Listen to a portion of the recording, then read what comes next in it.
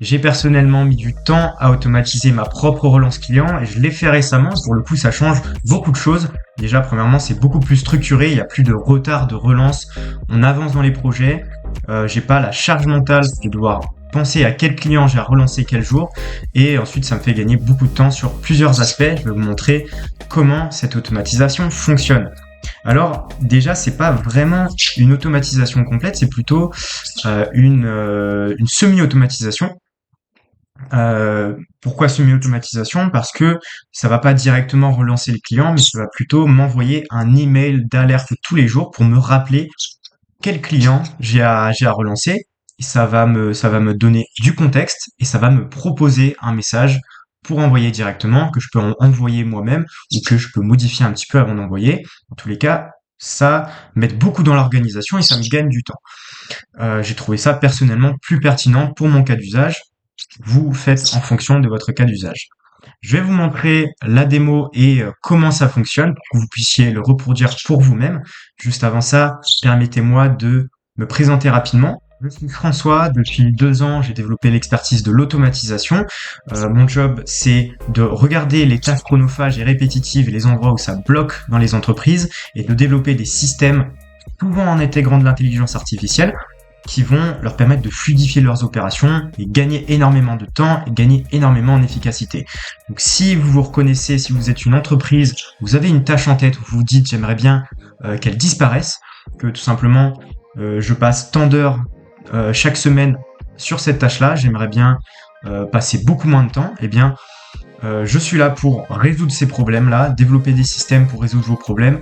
Donc ce que je vous invite à faire, c'est de cliquer sur le profil de cette chaîne YouTube, regardez le premier lien de la biographie. C'est un lien qui vous redirige vers la programmation d'un appel avec moi. Ce sera un appel où on sera face à face, en visio, et on pourra discuter soit d'une automatisation que vous avez en tête, soit de vos problématiques, soit si vous êtes simplement curieux de voir ce qui se fait, les dernières innovations pour aider les entreprises à fluidifier leur processus, eh bien, je suis là pour discuter avec vous.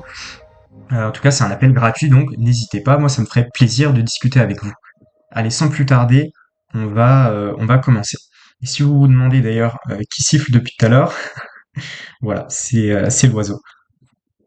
Donc, on va directement lancer l'automatisation, c'est parti. Et le temps que ça se lance, il y a un chronomètre pour vérifier le temps que ça met. Je fais toujours ça. Le temps, je vais vous montrer comment l'automatisation fonctionne. Elle est assez simple.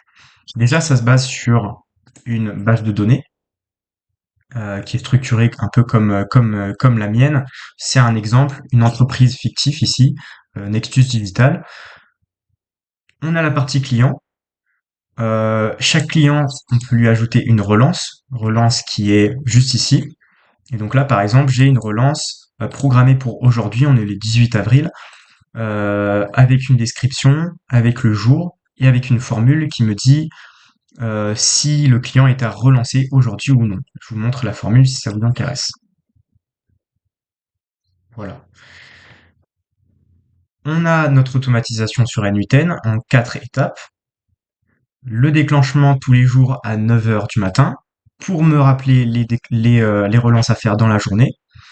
On a la recherche sur Airtable qui va filtrer tous les clients pour lesquels la relance est à faire aujourd'hui. Donc pour le coup, on a le champ jour J en tant que oui comme filtre. Ensuite, on va passer toutes ces informations-là à un modèle d'intelligence artificielle. Ici, j'ai pris OpenAI, vous pouvez prendre ce que vous voulez. Et on va transmettre tout simplement les informations et lui demander de nous faire un email à nous-mêmes. Et enfin, la dernière étape, c'est de nous envoyer un email. Ici, vous pouvez voir que l'automatisation a duré seulement 22 secondes au lieu de, je sais pas, plusieurs dizaines de minutes que ça m'aurait pris pour un client pour retrouver les informations au bon endroit, pour me remettre au contexte, rédiger un message, etc. Ici, je viens de recevoir un email il y a 1 minute qui me dit, OK, qui me rappelle un peu le contexte du client, qui me propose un message à envoyer directement au client, et comme ça, moi, je peux l'envoyer directement, copier-coller le message. J'ai trouvé que, pour mon cas d'usage en tout cas, c'était plus pertinent de faire comme ça. En tout cas, je garde la main sur le message que j'envoie à mon client.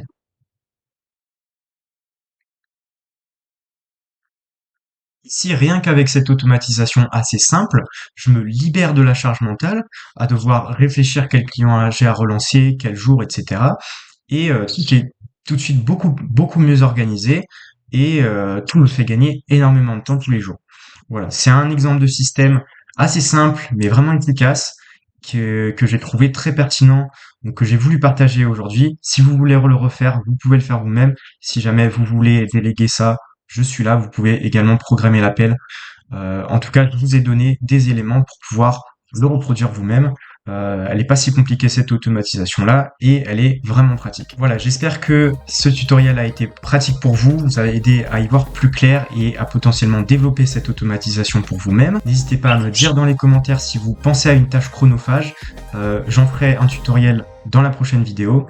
Et donc, en tout cas, je vous souhaite une bonne automatisation et à très vite.